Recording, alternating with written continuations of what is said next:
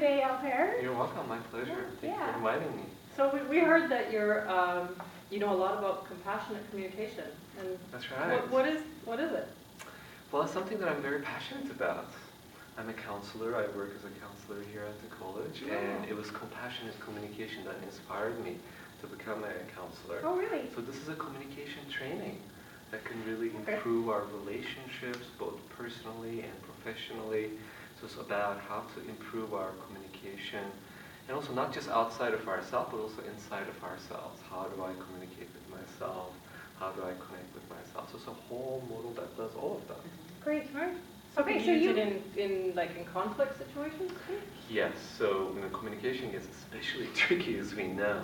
But things are going really well. It's not a problem. We're very happy with each other. Like I may say, thank you so much. I really like what you're doing. That's not a problem. But if there's conflict, that's when communication becomes more. So compassionate communication definitely focuses on that. How to deal with very sensitive situations, very tricky situations, and to feel confident in resolving conflicts. Yeah. And if I can add to what Alper is saying, think about it not as we are all compassionate, people are compassionate, but communicating in a compassionate way is a skill. Right. Okay. Different from, it's not just about being compassionate, it's communicating in that way. And another name for this model of communication is nonviolent communication or compassionate communication. Yeah. That's right. I prefer compassionate communication as a name because nonviolent sometimes is a negative connotation to it. Sometimes people hear nonviolent communication and they may say, I'm not violent. I don't have an anger problem. Communicate violently. But this training, I totally agree with Les, and it's really for all of us. It's the kind of thing, unfortunately, most of us don't get trained in, but it's such a helpful life skill to have.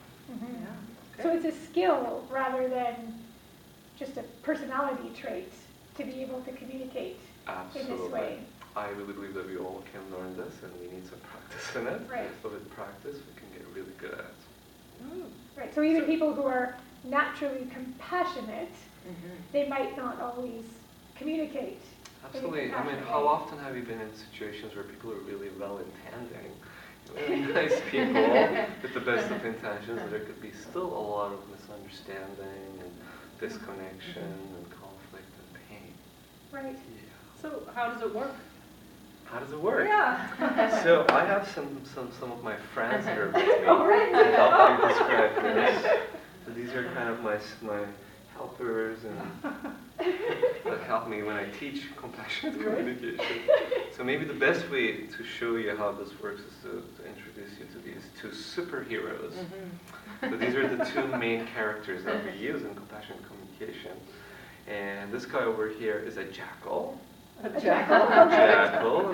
I ask sometimes my students, I say, what do you think this animal Dog. is? People say dog, and somebody said kangaroo. Kangaroo! And fox. And just for fun, we're going to call this guy jackal. Of course, this one is a giraffe. So what we're saying is that these two represent two different ways of communicating. So there's a jackal way of communicating and going about things, and there's a giraffe way. So you may already guess, which one do you think is the more positive one? Giraffe has the heart on his. Oh, I see. So there's a little hint, right? Yes, so we're using this as a metaphor. Poor jackals always get picked on, so he's probably the bad guy. That's right. And it's not about, we don't want to make him the bad guy, but it's just like a metaphor. So jackal represents a certain kind of communication. Maybe that is more negative, that is more edgy, and maybe there's a sense of attack and judgment and criticism. And have you ever met people like that? That talk like that? I'm sure I've been that person. So that kind of blaming language, and also any kind of language that kind of orders people. You have to do this. Right. Not giving any choice, demanding, and using kind of a certain force or manipulation. So all of that is to represent a way of communication that's not very helpful. Because how do you feel if you have to deal with a jackal type of communicator who's blaming you and criticizing you and calling names, telling you, well, it's all your fault, and you're just not good enough, and you're just the most selfish person I've ever met. Yeah, you feel smaller and smaller. Just get Yeah. defensive right away. Exactly, there's no connection. Yeah. That's right. So most of us, when we have to deal with a jackal, yes, we lose the connection. I mean, one option would be to try to fight back and to say, you can't call me stupid, you're stupid. But then I'm being a jackal myself. Another way of dealing with jackal is to maybe like to build a wall and to say, well, I don't want to talk to this person, I'm going to avoid this person, which is a big disconnect. What if I have to live with them? Or what if I have to work with them or study with them? Right, yeah. Big problem. So I think it happens a lot at work where you just find a way to organize your time so that you don't have to be in the same place with that person at all. That's right. Yeah. And is that a solution? Yeah, so you're saying avoidance is not a good conflict resolution solution. No, we use avoidance because we're not confident in our skills. Yeah. We're afraid that if we try to deal with the conflict, Yeah, it it's just going to makes make it worse. But Yeah. unfortunately, that's another jackal way of dealing with situations. Like either I'm going to fight with the situation, or I'm going to avoid. But either way, actually, we would say is an ineffective way. So we'll put that in the jackal category. And also another option is jackaling yourself, That's which we what all I'm do. thinking. So Yeah. instead of attacking, or like if you feel that you need to defend yourself, you attack that other person, or you just withdraw and jackal yourself and say to yourself, yeah, that person is right, I am no good at all. So Wisna, why don't you judge me about something? Please judge me about You something. take the jackal puppet? Yeah, I'll play that role. Alper, that was so stupid of you to do. I can't believe you did that. So Saying all those things about compassionate communication? So one possibility of me responding to her would be something like, oh no, she's not the only one who says this. Maybe I'm just not good enough at what I do, and my goodness, maybe I chose the wrong career for myself. I don't feel good about myself. So that's one example of, yes, we use also jackal language towards ourselves. Okay, so that's the jackal. So this is, the not so helpful ways of communicating that disconnects us and lead to a lot of misunderstanding, conflict, competition, ill feelings towards each other. It just makes life uncomfortable. But the good news is there's another way. And the other way is represented by the giraffe. So compassionate communication is basically how to speak in giraffe. We learn, what not to do in terms of the jackal ways of communicating, and we learn all the other ways that are actually a lot more helpful in connecting with each other. Right. So is there a, how do we learn to be the giraffe? That's right. So maybe let's just say some of the qualities of giraffe. Okay. They said some of the qualities of jackal. So what do you guys think? What do you guys think could be some of the qualities of giraffe? Let's name some main qualities. Well, the giraffe has big ears, That's right. so you can listen Oh, mighty well. smart. So very, very, very important skill for good communication skills. Actually, listening is the foundation. I studied with a trainer for this one when he was saying in a joking way, he was saying, do you ever realize that we have one mouth but 2 ears? And he's like, I wonder why. Maybe that's just a hint that listening is even more important than speaking. So yes, giraffes will be really good listeners, absolutely. What else? They have long necks. So they have long necks, so that could mean that they're able to see the bigger picture. Oh, So jackal is more I see. self-centered, more, it's all about me. I don't care about you guys, but I want what I want, and I'm not even aware of how things are going to affect you. Versus the giraffe, I want what I want, but I'm also aware of what does the whole group want? How does my, decisions affect the whole group? So it's kind of like always keeping the bigger picture in mind. Whereas jackal is very narrow-sighted and just reacting, to things. So yeah, so it's got a long neck. What else? Big heart. Big heart. That's right. As you Don't can the see. giraffe have the biggest heart of any animal? That's right. Actually, Is that of true? all land animals, For sure, land whales. animals. apparently Yeah. whales will be all land animals average 22 pounds. Wow. So that's the other thing about the long neck, because they have to pump the blood All the way to the brain. of course. Yeah. So that's again a beautiful metaphor. So compassionate communication is speaking from the heart, the language of the heart. So of course with that there's qualities like of course compassion, kindness, caring. If this is going to be more aggressive, kind of like an attack quality. This will be more friendly, more peaceful, more graceful. So there will be all of those, immediate differences. And giving from the heart, which means you're not doing something because you have to, because you're afraid, because you're ashamed. You really want to do it because it meets your needs and the other person's needs. That's right. So Jekyll was based on the paradigm of, you have to do things, I'm going to put pressure on you, demand you, whereas with Giraffe, I would never use a language that indicates demand, or, I would always want, Wesna, would you please do this for me, but only if it works for you. That's giving from the heart. Yes. So as a Giraffe, I want to give from my heart, and whenever I ask something from other people, I want them to give it, because if you don't give it from the heart, I'm going to have to pay a price about that. Like maybe today I can make her to do something for me, but then tomorrow she won't answer my phone because she's going to be thinking, well, he's calling again. She's going to avoid me. So whenever we get something through the Jackal, we say that there's a price tag attached. The Giraffes say, this is what I would like from you, but please only do it if it works for you as well. So there's a caring of your needs as well. Yeah. So How about in like a boss situation?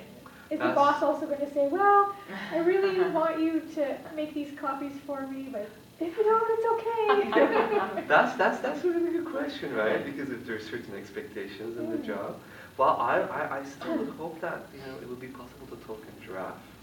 I really hope so. But of course, if the worker was saying, no, I don't want to do the copies ever again, then I would want to maybe sit down with them and say, okay, I'm confused hearing your answer because here we are in this context of the work, and your job description includes photocopying. Right. But then I would say, would you be willing to tell me what's happening inside of you that leads you to not to want to make photocopies? Maybe you're upset about something. Maybe there's something about the word condition, or maybe you're really in the wrong position. You're not really making good use of your resources. So again, there would be dialogue, but I won't give up as a boss from my duties either, but I would choose dialogue as much as possible. Yeah, and I think what is important to say here is that it's not necessary for both the boss and the worker to speak the Giraffe. If there is one person who is willing to speak in this way, there is a way, I believe, to connect. Because the person who knows this and has these skills will be able to tune into the other person's feelings and needs. Yes. Absolutely. So it takes only one person to practice this. Yeah. Because if you wait for the other person to practice this, what if they don't? Then we're not going to go anywhere. So I like this model because it's very empowering. The moment I choose to practice it, I can make a big difference in my life. Great.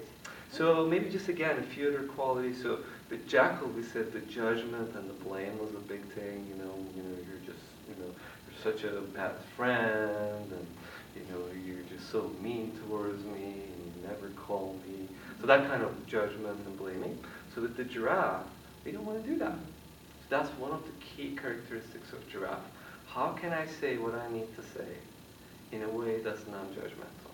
So that will be a key quality in Giraffe language. So whatever I say in Giraffe, I never want it to come across as a judgment, or criticism, or put down, or indicating that somehow you did something wrong. So it takes away all of that kind of language, because that kind of language is the big factor in disconnecting and leading to conflict. So as a Giraffe, I want to say what I say without any sense of judgment.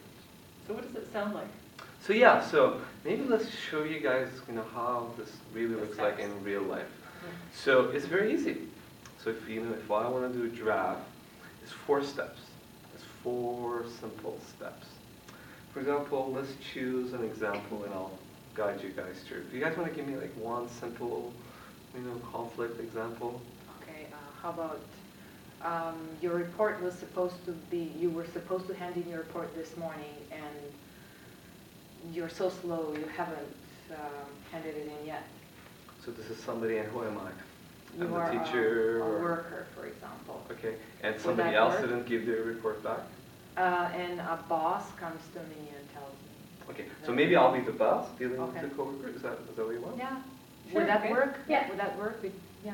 Okay, For situation. so the coworker has not brought, or the employee has not brought the report in, is That's late. right. He was Something due that this was morning and is due. late. Okay. And do you want me to be the boss or another coworker? Who do you want me to be How to about actually another- address how about that? Another coworker? coworker, it's You're easier. working, Maybe. Yes. you're working together on the Yes. report. That's right. And so That's you a good haven't idea. That's right. You haven't done your part. part. That's right. Yeah. Sure. Yeah, And now that's you very- have more work to do. That's Yeah. very possible, right? Yeah, As you're, coworkers. you're really disappointed You have to because- pick up the slack for her. Yeah. That's right. So maybe, okay, so yeah, let's just do the steps. So the first step will be is what we call the observation. So what observation means is just naming what the situation is. Let's say if I'm upset about the report situation, obviously the topic is around the report, but the first step is how do I say that in a very concise way so that she knows what I'll be talking about. So that's the start of the dialogue. I need to give it some context.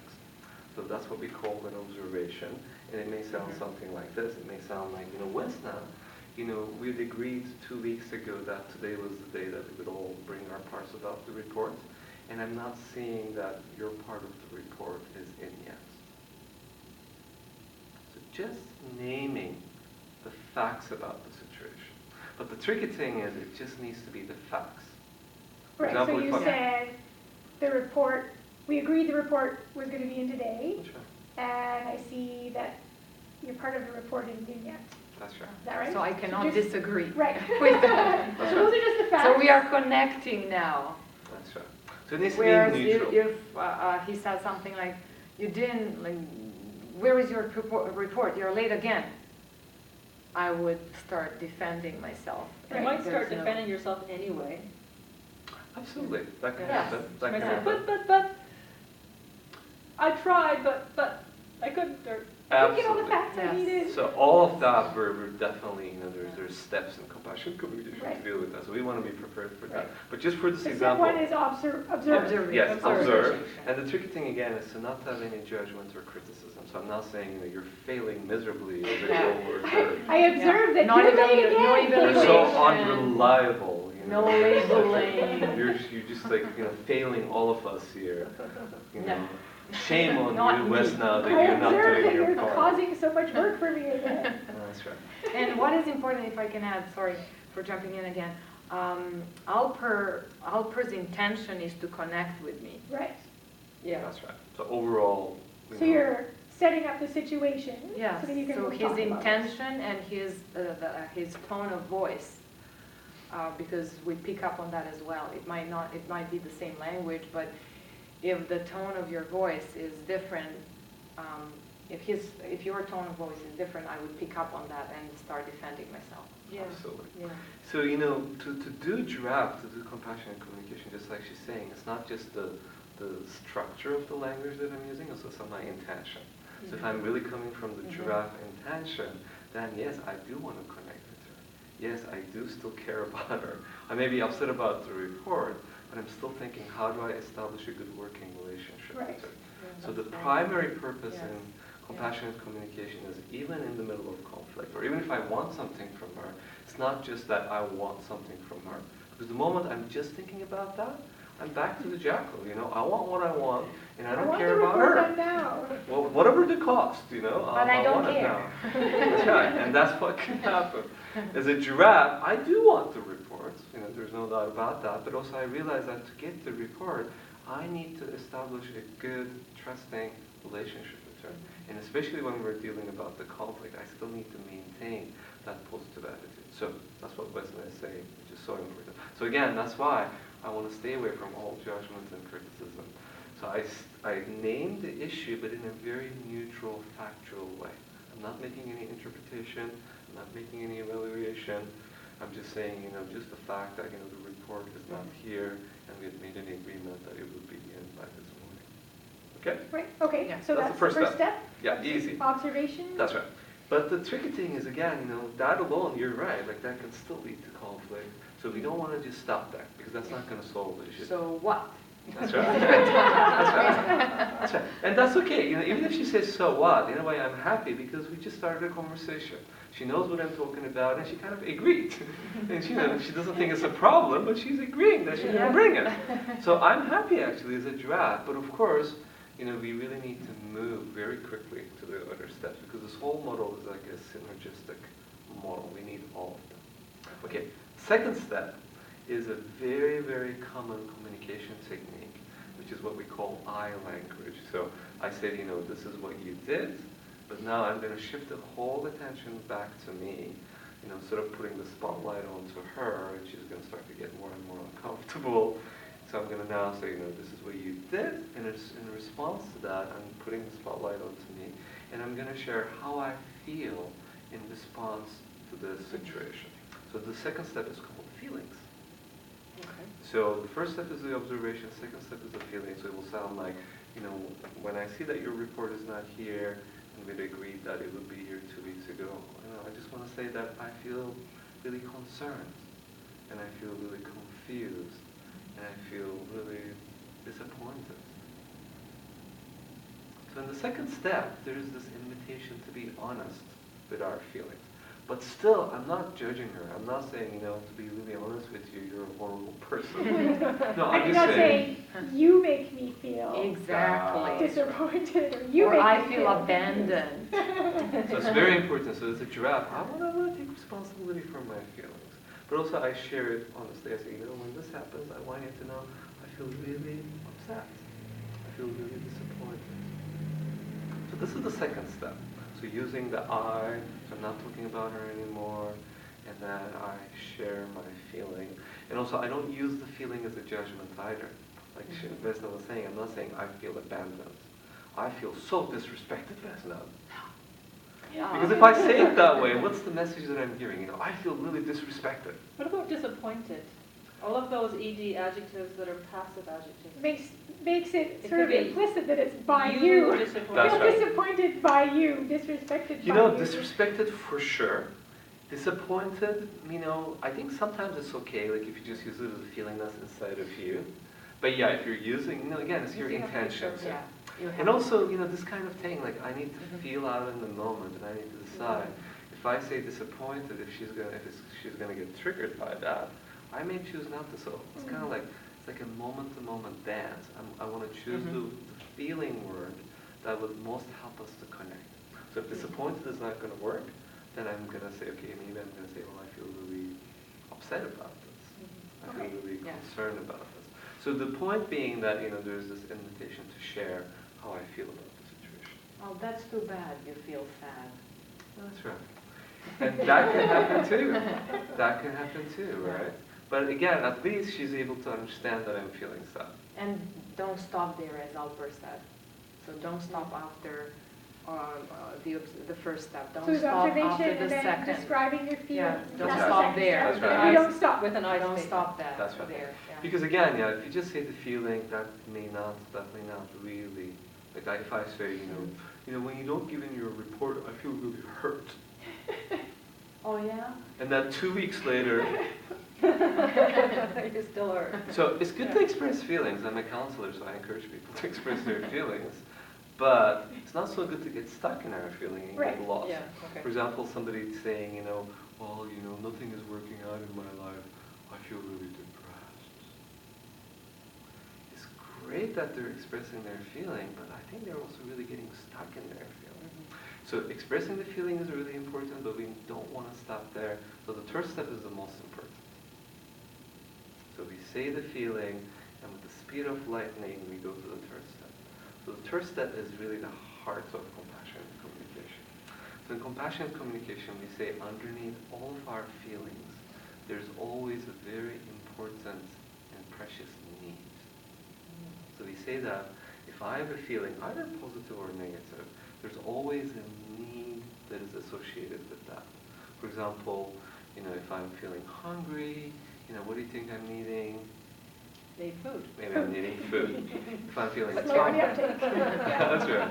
If I'm feeling tired, what do you think? Sleep. Maybe I'm needing Rest. sleep. Yeah. If I'm feeling sad, what do you think I'm needing?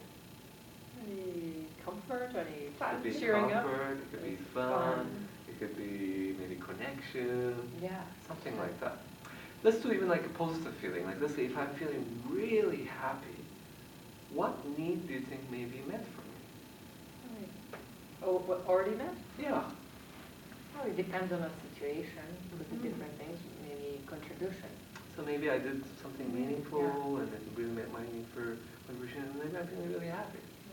Or maybe, you know, I just got to play and do something really fun. It meets my need for fun and recreation and play, and then I have happy. So this is the important message. So what we say is that whenever there is a feeling, there are needs associated with it. Either some needs are being met, in that case we have so-called happy feelings, or the needs are not being met, and negative feelings, that means that there are, you know, there's something that's missing. So the third step is the needs. So I say my feeling, but then I connect that to what I'm needing. So And are you supposed to actually say in words what you need? absolutely. So let's Yes. give it. Let's Yeah. do this example. So I may say, you know, when I see that the report is not here today, and we agreed that it would be here today, I want you to know that I feel really, really, really confused and upset, and I really have a need for reliability. I really have a need for efficiency. And I really have a need for cooperation. I really have a need to know that, you know, we're kind of working together and there's a sense of harmony, and, you know, that I can kind of, you know, rely on my coworkers. So I feel the way that I do because I have a need. This is the magic formula. Not I feel upset because you didn't do your report. I feel upset because I really have a need for reliability. I really have a need for trust. So this is the magic formula. So the need is really important because the need, again, takes away the judgment. So instead of telling her, you know, you're just, you know, so unreliable, you know, as a coworker, I say, you know, I want you to know I have a need for reliability. Instead of telling her, you're so lazy, you're just ruining this whole project, I'm telling her, you know, I really, you know, have a need for efficiency. I really want this project to be successful. Instead of saying you're such a bad coworker, you know, you're a horrible teammate, I'm saying I'm really needing harmony and connection in our team. Right. But by saying that, aren't you also implying that she's She's not reliable? doing those things. Well, Is that the way she's going to hear it? She might hear it that way. I don't want her to hear it that way. Yeah. So I wanted her to hear it as my needs. So the fact of the situation is that those needs for me are not being met. And also, I cannot disagree with this need because it's a positive need. I also need reliability. I also need efficiency. Yeah. So in a way, I cannot disagree at that moment because Right. those are like all our needs are positive. And I imagine it also has something to do with your tone of voice as well. That's Always. still coming from Yeah, your of course. intention. Yes. Absolutely. Yeah. So it's not used as a judgment towards the other person. Yeah. It's not saying, you know, I feel really upset because my need for reliability is not being met. Ah! Yeah. So that's not the intention. Yeah. So again, also, just like I'm going to take responsibility for my feelings as a giraffe, I'm also taking responsibility for my needs. I'm not indicating that you had to meet my need for reliability. It's more like just openly sharing with her that, okay, when this happens, this is what's going on inside of me. So the intention isn't to judge, the intention is to share what's going on inside of me in a non-judgmental way, and also to really focus on, you know, what is the most important thing for me? You know, instead of needs, you can call it values, you can call it, you know, what you're really yearning for, what you're longing for. And as Vesna was just saying, those are really positive things. Right. And the good thing, even really, really good news is that human needs are universal. So, you know, when I say that I have a need for reliability, is there anybody here who doesn't have a need for reliability? Is there anybody that you've met in your life who doesn't have a need for respect? Is there anybody who can say, you know, I never need support, ever? Is there anybody who can say, I don't need connection in my life? Is there anybody who can say, I never need to be heard and understood? So this is the magical thing. Needs is where we connect the most, because that's what we share. You may be from a different culture, you know, you may have a totally different personality. It doesn't matter. We still share the same basic human needs. So in this model, the trick is we're saying, okay, let's speak the language of needs. Instead of saying you're lazy, you're unreliable, you're a horrible person, I say, okay, I would love to create a connection with you where there's a sense of mutual cooperation. I would love to have a sense of trust and reliability. So it's not a judgment, it's more like inviting the other person in a positive way and almost inspiring the other person to come and meet you. So you're kind of sharing your dream, you're sharing what's really meaningful for you and valuable for you. There's a big difference in terms of the judgmental attitudes. Right. So this is really key. So if you really want to express the needs, I feel upset because I really have a need for reliability, just a sense of, mutuality and a harmonious, team environment. So Okay, that's the third so step. that's the third step. Yes. Observations, feelings, and needs. Needs. And? Yes. And the fourth step is really important because now that I've shared in a non-judgmental and very vulnerable way, and I told her not only that I'm upset, not only my feeling, but also I told her what's really important to me, which is, again, a very connecting thing to do. The fourth step is, what do I want from her? Because obviously, I want something to be different. So the fourth step we call the request. If I'm upset about the report not being there, I take my time to communicate with her in compassionate communication, and then what do I want? What is my request from her? So I may tell her, Wesna, would you be willing to work on the request today? Work on the report. Work on the report today and bring it in tomorrow. Would you be willing to do that? So if I'm really needing the completion of the project, maybe I make a very specific request. Would you be willing to commit to that? Would you be willing to agree with that? That you'll bring the report tomorrow morning. So it's very specific. Yes, It's not it about, must be please don't do that again. Yeah. I want you not to do that again. Yeah, thank you for saying that. It's about this report now, right? That's right. So yes, the request really needs to be specific and doable, because so often in communication, when it comes to the request, again, there could be a lot of misunderstanding. For example, maybe they say, I really want you to respect me more. Right. It sounds like Yeah. a, innocent kind of a reasonable request, but then more than often the other person will go, but I do. No, you don't. Yes, I do. But I do. I want you to listen to me more. I do. But I do. What are you talking about? I always listen to you. No, you don't. But I do. So the problem there is the request is too late. Yeah. And again, the other person can argue back with it. So the request needs to be very specific. So my favorite example that I give in my training sometimes, that I'll say, if this is a friend that I've been missing, Vesna, I haven't seen you in a month. First step, observation. I'm feeling kind of sad. I've been lonely. Second step, my feelings. And the third step is I'm really needing more connection these days, and I'm really missing my close, intimate friends. So that's what's important to me, my needs. And now I'm going to make a very clear, specific request.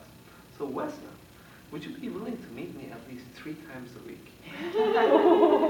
Go out to dinner with me.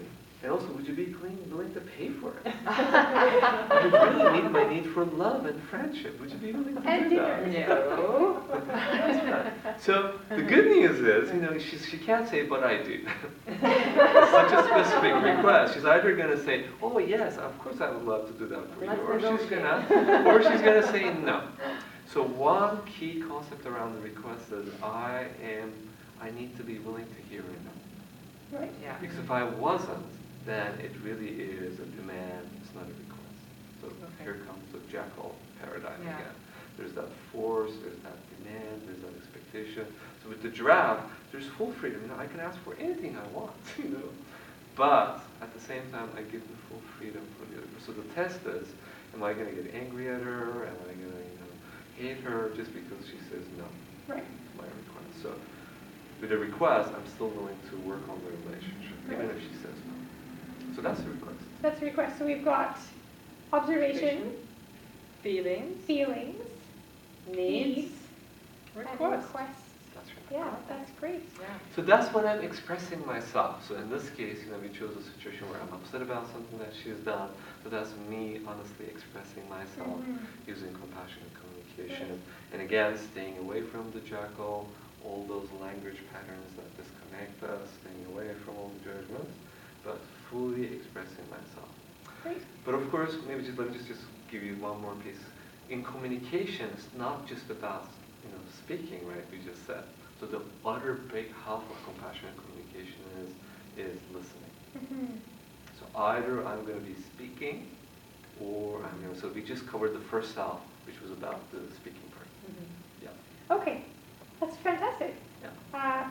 Well, that might be about all the time that we have just for this part, but Right. thank you so much for joining us. You're welcome. Yeah. You're so welcome. Thank you for inviting me. So